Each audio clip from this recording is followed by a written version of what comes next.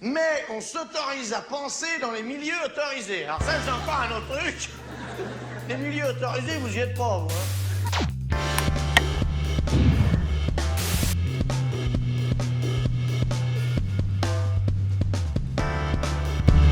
Bonjour Hugues Jalon. Bonjour. Merci d'être aux médias pour parler de votre 6e roman, paru récemment aux éditions Verticales, qui s'appelle « Le capital, c'est ta vie ». Le personnage que l'on suit dans ce livre reçoit une injonction à la fin. Continue de vivre dans ce monde mort. Chasser de toi le monde. On suit un personnage à travers ce livre, d'abord avec son effondrement psychique, en quelque sorte.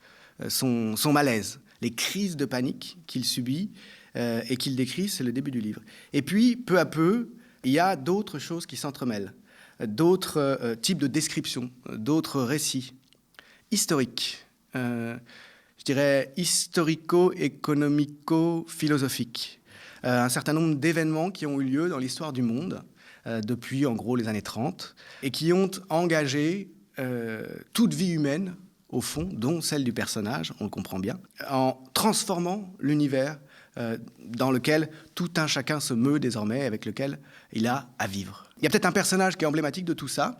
Il y en a plusieurs qui apparaissent comme ça, des personnages historiques, mais moi, celui qui me frappe le plus, c'est celui de Becker, le prix Nobel d'économie qui a inventé la notion de capital humain. Globalement, les personnages en question, ce sont des artisans, historiquement, du néolibéralisme.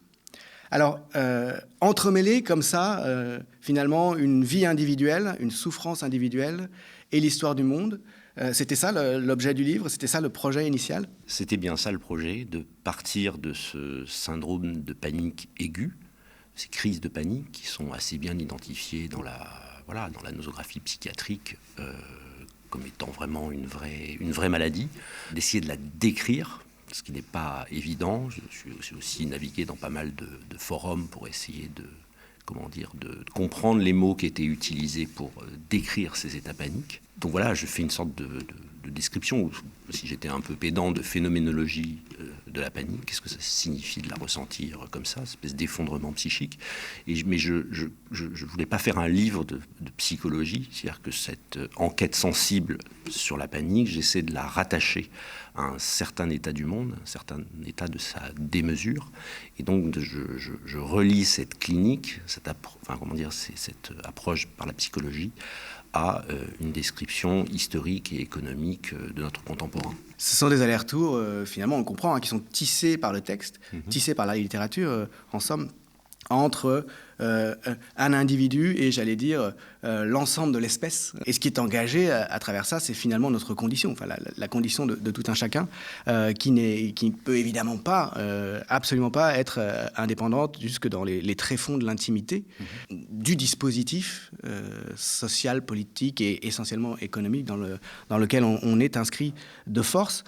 Ce qu'on voit peu à peu, le récit qui se dessine peu à peu et qui s'entremêle au récit de la souffrance psychique du personnage, c'est celui, en gros, de la marchéisation. Peut-être qu'on peut revenir sur cet aspect-là. Oui, c'est-à-dire qu'en travaillant sur l'histoire du néolibéralisme, sur la forme que prend aujourd'hui le capitalisme, je me suis rendu compte de quelque chose d'assez bête, de ce qu'on appelle la marchandisation du monde, qui est largement commentée dans les médias et dans les milieux militants.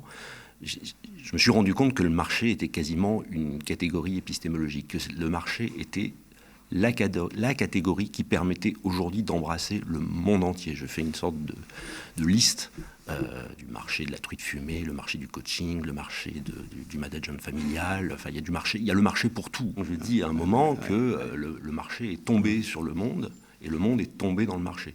Donc, en fait, le monde et le marché, c'est presque la même chose. Et alors, il y a un personnage emblématique qu'on voit arriver dans le livre, qu'on suit par moments, c'est Kardashian, Kim Kardashian. Et pourquoi elle, alors ? Alors, Kardashian, c'est... Bon, si je dois reprendre sur l'effondrement psychique, l'état de panique, c'est avant tout une perte de valeur de soi-même. Voilà. Et donc, j'ai été conduit à réfléchir sur qu'est-ce que c'est que la valeur de soi. Effectivement, vous avez parlé de Gary Becker et de son prix Nobel. C'est quelqu'un qui a travaillé sur la théorie du capital humain Et on voit bien aujourd'hui ce que ça a donné, puisqu'on parle de capital social, on parle de capital amical, de capital santé. Enfin bon, le capital se décline pour chaque personne de multiples manières. Simplement, j'ai essayé de comprendre, donc ce personnage de Kardashian, d'où venait sa valeur. Et donc, je me suis replongé dans les premières pages du Capital de Marx pour essayer de comprendre la théorie de la valeur, qui est un sommet assez compliqué à gravir, puisque les passages de la théorie de la valeur chez Marx ont été commentés. Il aurait fallu lire des milliers et des milliers de pages pour essayer d'en avoir une vision assez précise. Mais pour dire les choses simplement, en gros, Marx a une vision classique de la valeur. De ce point de vue-là, il s'inscrit dans la continuité de la théorie économique classique. C'est en gros, la valeur, c'est de l'incorporation de travail. C'est assez simple. Après, ça se développe dans son analyse de l'exploitation, etc. Mais enfin, globalement, la valeur, c'est de l'incorporation de travail. Qui fait la plus-value. Qui fait la plus-value.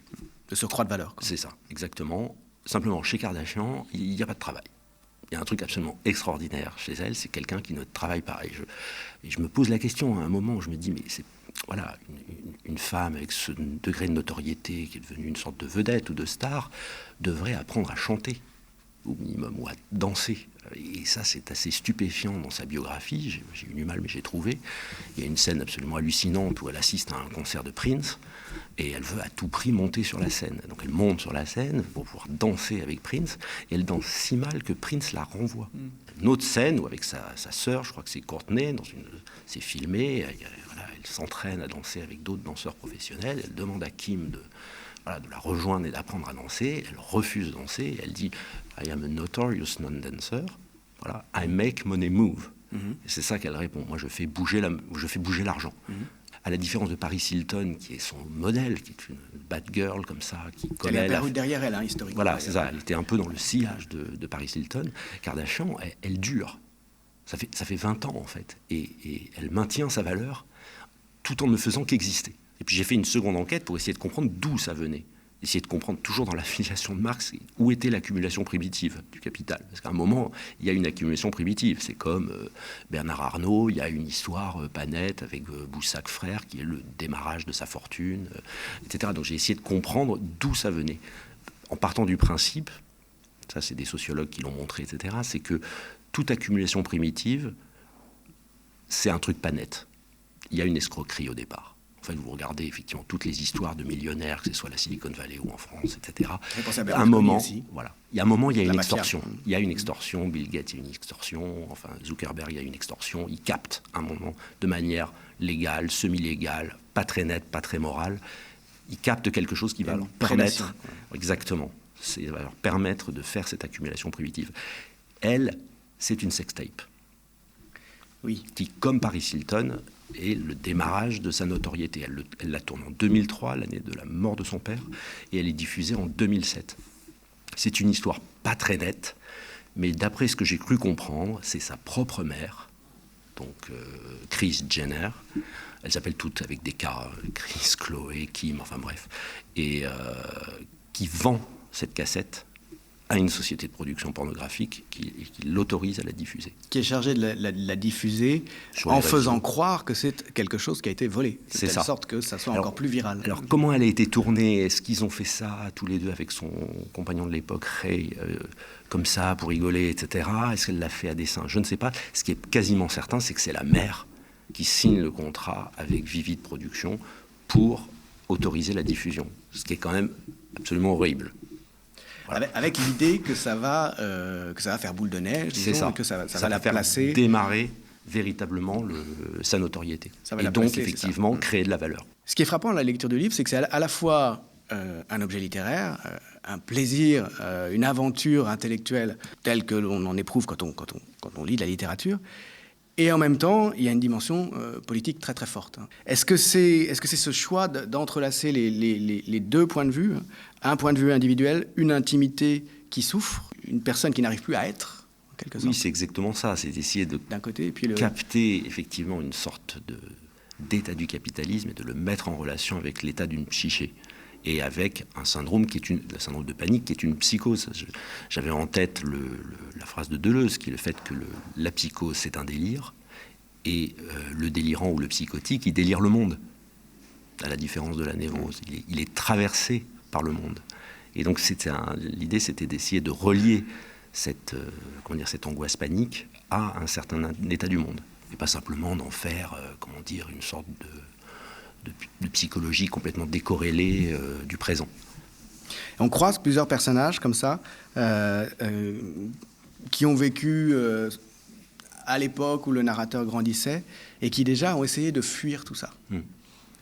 On a un personnage, notamment aux États-Unis, je crois, qui s'appelle Christopher Knight. C'est ça.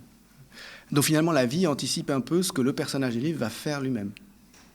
Oui, c'est ça. C'est exactement ça. C'est-à-dire que ça. Alors pour le coup, ça c'est un thème que je poursuis de livre en livre. C'est la question de la fuite ou de l'échappement.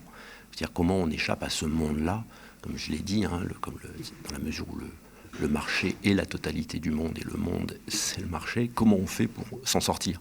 Alors évidemment il y a tout le travail militant qui est très important, etc. Mais moi j'ai essayé d'ouvrir la possibilité d'une fuite ou d'un exode individuel, un exode psychologique. Alors j'ai envoyé le livre à un ami qui m'a dit, au fond, peut-être que l'une des solutions pour notre émancipation par rapport à cette situation du capitalisme, c'est pas forcément une insurrection, mais un effondrement. Il me disait finalement, on pourrait s'attendre un jour à une sorte de grande crise de larmes planétaire, dans laquelle on se dirait, mais comment avons-nous fait pour en arriver là? Comment avons-nous fait pour en arriver là? Et donc c'est vrai que ça rejoignait pas mal, effectivement, ce thème de la fuite. Donc effectivement, je l'explore.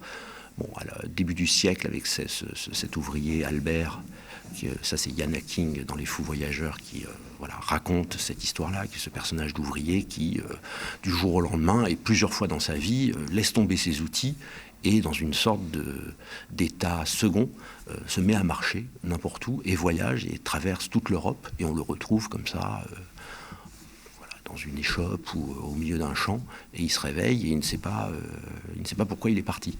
Et Christopher Knight aussi, ça c'est un personnage qu'on a appelé le dernier ermite, qui est un personnage très très très très étonnant, qui fait des études d'électronique, s'achète une voiture après ses études et finalement laisse tomber son poste, j'ai oublié où il travaillait, prend sa voiture, descend dans le sud des États-Unis.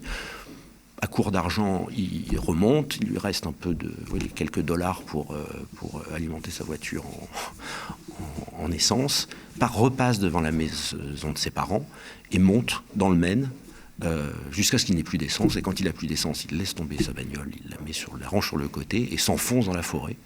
Et dans cette forêt, il restera 27 ans, sans voir absolument personne, à l'exception de 2 promeneurs qui ont... Il a croisé 2 personnes en 27 ans. Dans cet état du nord des États-Unis. On ne sait pas très bien comment ils se nourrissaient. Visiblement, il cambriolait des villas. Il cambriolait quelques petits cabanons, villas abandonnés, enfin pas abandonnés, mais enfin fermés pendant la hors saison. Et a survécu comme ça, en piquant aussi des bouquins. Il lisait à peu près du National Geographic, à des romans policiers, à Ulysse de Joyce. Enfin, il lisait à peu près tout ce qui lui tombait sous la main. Vous donnez toujours un autre exemple, toujours dans cet inventaire finalement des fuites possibles, qui est assez fascinant.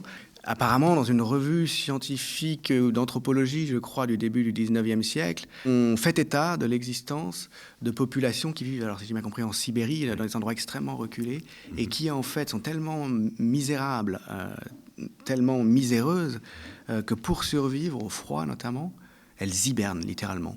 Oui, alors ça, c'est pas totalement avéré dans la littérature scientifique, parce que j'ai trouvé effectivement 2-3 papiers scientifiques dans des revues effectivement d'ethnographie de l'époque. Donc on ne sait pas si ce groupe de gens a véritablement existé, si cette hibernation volontaire a véritablement existé. Mais en tout cas, c'est décrit, c'est au moins fantasmé. Oui, enfin moi j'ai trouvé ça absolument fascinant de pouvoir imaginer qu'un groupe d'humains effectivement à court de vivre, tout simplement, et dans une situation de froid glacial, se regroupent autour d'un foyer, dans une maison, à plusieurs, familles élargies, et se mettent à dormir 15, 18 heures par jour. Évidemment, une personne relayée pour alimenter le feu, etc. Ils mangeaient vraiment de la farine mélangée à de la sueur de bois, pour dire qu'ils étaient vraiment au bout du bout, et avaient trouvé cette solution de l'hibernation qui, à certains égards aussi, est une forme de fuite. Et aussi de survie. Et de survie, Et aussi de évidemment. moyens de survie dans un univers tellement hostile. Tellement hostile, oui. Et donc c'est ce que ce monde, hein, le monde tel qu'il est, pousse le personnage du livre finalement à faire. Et il va effectivement fuir. Oui. Lui aussi. Oui. Il va se retrouver sur une colline, manifestement dans le sud de la France, avec des villas luxueuses qui sont, enfin plus ou moins luxueuses, qui sont désertées pendant l'hiver. Les propriétaires sont partis et lui s'installe sur cette colline et il va jusqu'à s'introduire dans le tronc d'un arbre et à essayer d'y vivre comme dans le Terrier de Kafka. Une vie semi-léthargique, somnolente, à l'abri du monde. Qui va lui permettre de survivre, en quelque sorte. Alors, il y a un petit twist final. Oui, c'est ça. Il y a un petit twist final. Il y a quelqu'un quand même, il y a quelqu'un qui voit de temps en temps, et puis avec qui il finit par être en contact. Et le printemps finit par revenir. Et cette personne qui croise semble réussir, en tout cas c'est la fin du livre, dans un long et très beau poème, à lui faire envisager de sortir et d'essayer de trouver une vie nouvelle et une vie souveraine, dit le poème. Cette affaire de la valeur, j'aimerais bien qu'on y revienne un petit peu, parce que finalement elle traverse le livre. Et ça renvoie, je trouve, à une réflexion actuelle de ceux qui essayent sérieusement de penser comment on pourrait sortir finalement de l'emprise de plus en plus grande du néo-capitalisme. Cette problématique-là, qui est celle du livre, me fait penser à ce que disait récemment ici même, d'ailleurs, Lordon et Friot, sur la question de la valeur. C'est vraiment le nœud initial. Et il disait, il y a un geste arbitraire, c'est Lordon qui disait ça, je crois, qui consiste dans une société, dans une anthropologie, en quelque sorte, à décider la nature de la valeur. Qu'est-ce qui fait la valeur ? Et l'économie, en quelque sorte, c'est le sentiment qu'on a en lisant le livre, a fait une sorte de hold-up sur ce que c'est que la valeur, comme c'est ce qui fait d'ailleurs une nouvelle religion. C'est-à-dire que la valeur, c'est pas seulement technique, c'est pas seulement monétaire, ça va beaucoup plus loin que ça. C'est ce qui conditionne la vie même de tout un chacun. C'est vrai que le livre ne propose pas de logique de renversement de cet empire de la valeur, nouvelle manière.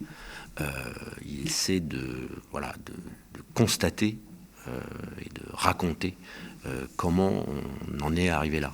C'est-à-dire comment on en est arrivé à cette situation où chacun devient un petit entrepreneur de lui-même, gère son propre capital, gère ses compétences, où sourire fait partie, doit faire partie quasiment d'un CV aujourd'hui dans les interactions.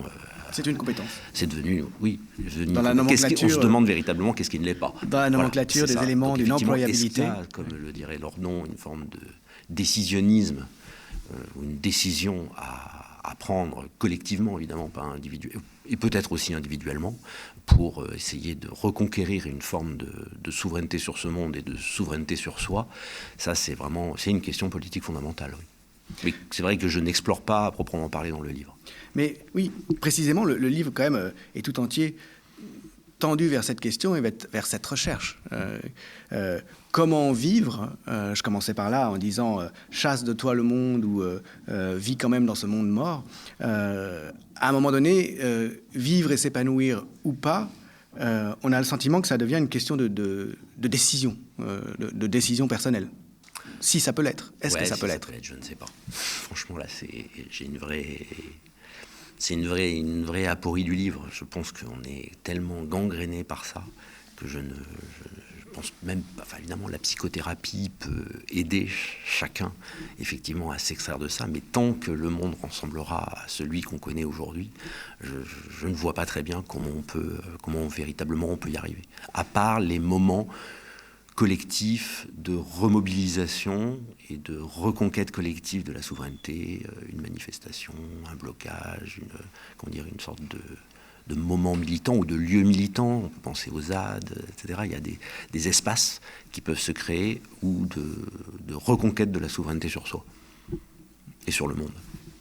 Alors, tout en suivant l'itinéraire tourmenté et malheureux du personnage, le livre suit aussi donc l'histoire de la construction de cet ordre marchéisé, néolibéral, depuis les années 30. Et on en voit quelques étapes, quelques moments privilégiés qui sont décrits dans le livre. Oui, absolument. Et j'ai commencé par effectivement un épisode peut-être pas très connu dans la constitution de ce qu'on a appelé ensuite le néolibéralisme. C'est l'initiative d'un diplomate suisse que tout le monde a un peu oublié, qui s'appelait William Rappart, et qui a, dans le cadre... dans une villa qu'on a appelée la Villa Barton, réuni des économistes, des penseurs, etc., dans un objectif assez louable au départ, qui était, ce sont des gens qui ont été traumatisés évidemment par la Première Guerre mondiale, et donc essayer de réfléchir à la manière d'installer une paix durable dans le monde. Mais évidemment, cette paix durable, elle passait par le commerce, et donc l'abaissement des obstacles douaniers aux échanges. Et tout ça, petit à petit, est allé vers, effectivement, une défense du libre marché comme garantie de la paix. C'est un moment où il y a deux menaces qui sont, d'une part, le communisme, et d'autre part, les fascismes. Le fascisme, effectivement, et des gens qui rejoignent Rappart à Genève. Il y a notamment Ludwig von Mises, il y a Hayek, il y a ce qu'on a appelé l'école autrichienne d'économie. Il faut les comprendre, ces gens-là aussi. C'est ces gens affreux, puisqu'ils ont vraiment théorisé vraiment le libre marché jusqu'à un point qu'on ne pouvait pas imaginer auparavant. Mais ce sont des gens, effectivement, qui ont vécu dans leur chair le totalitarisme nazi, l'arrivée et la montée en puissance du totalitarisme nazi. Et ils se méfient terriblement de l'État. Et c'est ce qui les fait basculer dans une sorte de religion du laisser-faire et de la privatisation à tout crin. Mais c'est aussi des gens qui, on le voit dans le récit qui est donné du livre, je sais plus si c'est Mises ou Rappart, qui ont connu aussi la montée des mouvements communistes, et qui ont vécu leur répression, notamment à Vienne en 1927, cette grève des ouvriers qui est réprimée de manière sanglante, qui ont vécu la répression de ce mouvement-là avec soulagement.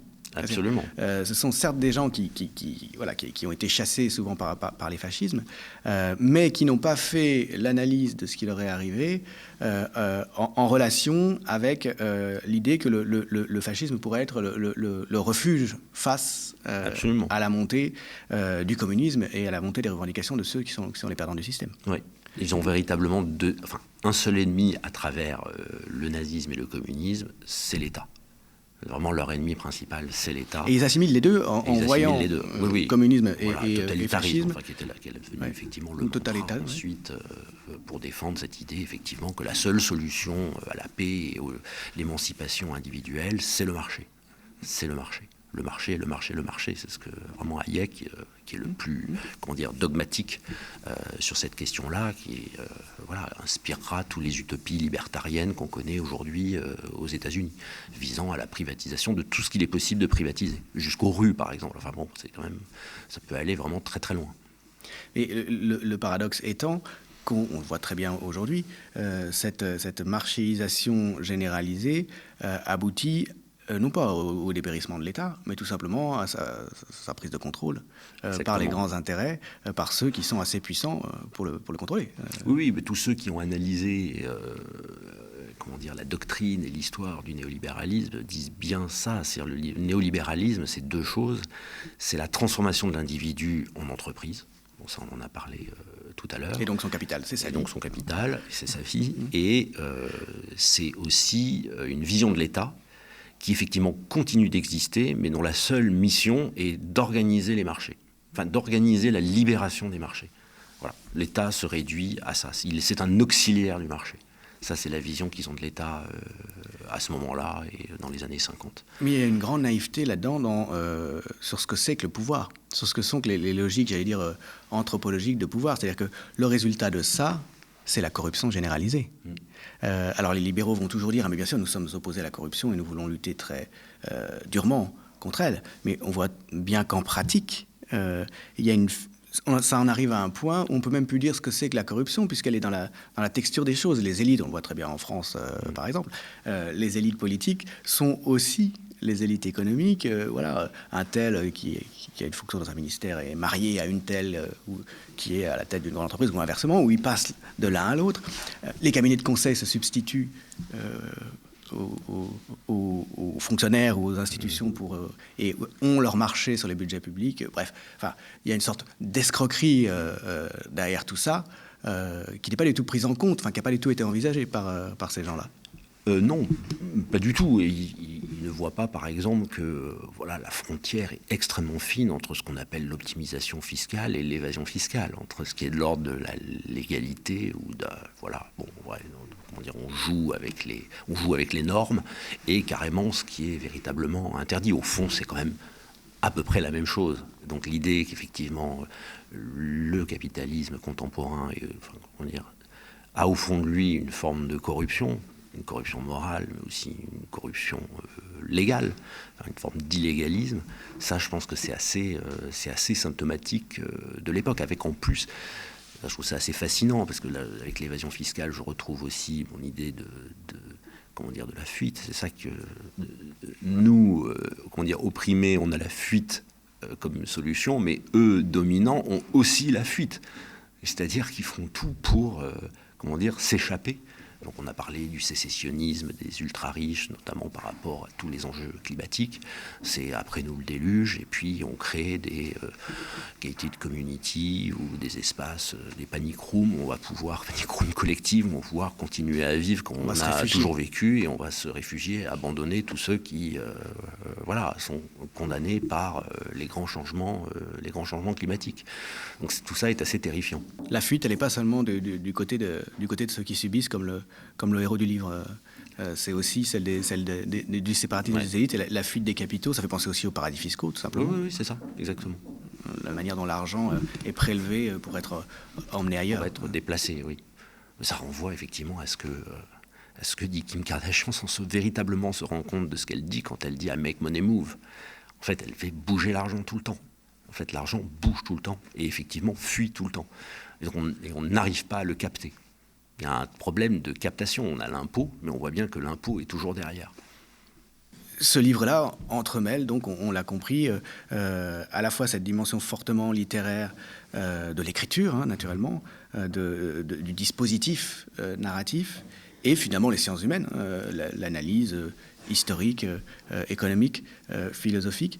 C'est une constante dans vos livres ? Pour moi, c'est très important, effectivement, d'articuler la démarche littéraire et la réflexion qui l'apparenterait davantage aux sciences humaines, en tout cas nourrie par les sciences humaines, et en particulier la question de la critique du monde tel qu'on le connaît aujourd'hui. Alors, effectivement, longtemps, j'ai été un peu dans la trace, si on peut dire, des écrivains, et Sandra Lucbert en fait partie, de ceux qui s'attaquent à la langue du capitalisme, la langue néo-managériale, etc. J'ai beaucoup été marqué aussi par le travail de Jean-Charles Macérat, de ce point de vue-là, qui a été, ou de Lydie Salver à certains égards, qui ont essayé à chaque fois, dans leurs travaux, dans leurs livres, de démonter cette langue-là qui s'apparente à une forme de propagande, enfin un peu plus que de la propagande d'ailleurs, puisque comme on l'intègre de manière assez profonde, c'est une langue qui a une efficacité absolument terrible. Voilà, donc je pense qu'une des missions de la littérature est toujours de démonter cette langue-là, de la mettre à nu. Moi, c'est vrai que là, je n'ai pas été dans cette démarche-là. J'ai été plutôt dans l'analyse de phénomènes économiques réels ou de doctrines économiques, et de montrer comment ces doctrines, effectivement, ont profondément modifié la psyché des individus. Après, sur la démarche comparer entre la littérature et ce qu'elle peut faire et ce que peuvent faire les sciences humaines. Moi, c'est vrai que j'ai un vrai respect pour la démarche de la recherche en sciences humaines et de la recherche en sciences humaines et sociales, dans la mesure où il y a un régime de la preuve. C'est-à-dire tout le travail des chercheurs dans ces domaines-là, que ce soit l'histoire, la sociologie, l'anthropologie, c'est d'apporter des preuves aux hypothèses qui sont formulées par une enquête de terrain, une enquête sur archives, etc. La littérature, en tout cas c'est comme ça que moi je l'aperçois, elle a par rapport à ce régime de la preuve une plus grande liberté, puisque c'est pas son objectif d'apporter des preuves empiriques à ce qu'elle raconte. Et cette liberté-là, elle en profite pour formuler des hypothèses. Voilà, moi c'est un peu la manière dont j'essaie de travailler, voilà, en littérature, c'est d'essayer de formuler des hypothèses, de creuser des directions, d'assembler ou de rapprocher des choses qu'on n'associe pas toujours spontanément. Donc de parler à la fois de Marx, de Kim Kardashian, de Ludwig von Mises, enfin de personnages qui a priori n'ont pas grand-chose à voir entre eux, mais qui peuvent faire sens quand on les agglomère, quand on les met ensemble, ça produit des effets de sens. Ensuite, voilà, c'est une proposition. Je pense qu'effectivement, de la même manière que les écrivains, parce que je sais qu'ils travaillent comme ça, lisent beaucoup, pour ceux qui m'intéressent, des sciences sociales, des sciences humaines et sociales, je crois que c'est très important aussi que les chercheurs puissent lire les écrivains pour essayer parce que c'est comme ça que ça commence aussi un travail de chercheur, c'est avoir une idée, une hypothèse, comme ça, qui illumine, et ensuite d'apporter des régimes de preuves, d'apporter des preuves à ce qu'on raconte. Donc la littérature peut apporter quelque chose. Je me souviens très bien, j'avais lu une interview de James Scott, vous le connaissez peut-être, grand anthropologue et maintenant plutôt jeune, et qui expliquait qu'il partageait sa journée en deux de chercheur. C'est vraiment un chercheur, un anthropologue. Le matin, il lisait tout ce qu'il y avait en rapport avec son travail empirique, son travail de chercheur, d'universitaire, ses publications, etc. Et l'après-midi, il lisait tout autre chose, de l'histoire, de la littérature, des journaux, exactement. Et il disait, au fond, mon après-midi nourrit ma matinée. C'est-à-dire qu'il ne pouvait pas faire juste un travail de chercheur sur ces sujets. Il avait besoin, pour nourrir ce travail-là, de lire de la littérature, etc., etc. Et ça, je trouvais que c'était très intéressant comme pratique de la pensée et pratique de l'écriture.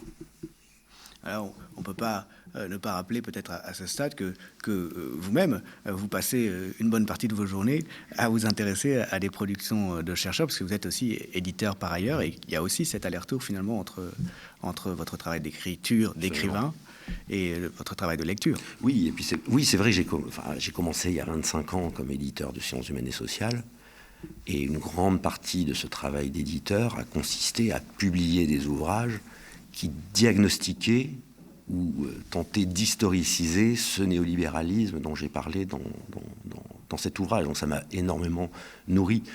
Et en même temps, je dois dire, un peu complètement déprimé, puisque j'ai dû publier sur le néolibéralisme entre 30 et 50 livres, des ouvrages de sociologues, d'anthropologues, d'historiens, vraiment de tous les domaines possibles et imaginables des sciences humaines. J'ai vraiment des études empiriques sur les effets du néolibéralisme à la Poste, dans l'éducation nationale, dans l'hôpital public, enfin bon, tous les secteurs, etc. Et à certains égards, c'est un peu, décourageant. Et c'est là où intervient la limite de la pensée face au réel, c'est que les choses ne bougent pas tant que ça. Tous ces travaux ont infusé dans le monde militant et dans les mobilisations militantes. Et c'est vrai qu'aujourd'hui, avec un effet politique qui est un peu décourageant, on peut dire. Quand on voit la nouvelle réforme des retraites qui arrive, on se dit mais on n'en a toujours pas fini. Ouais.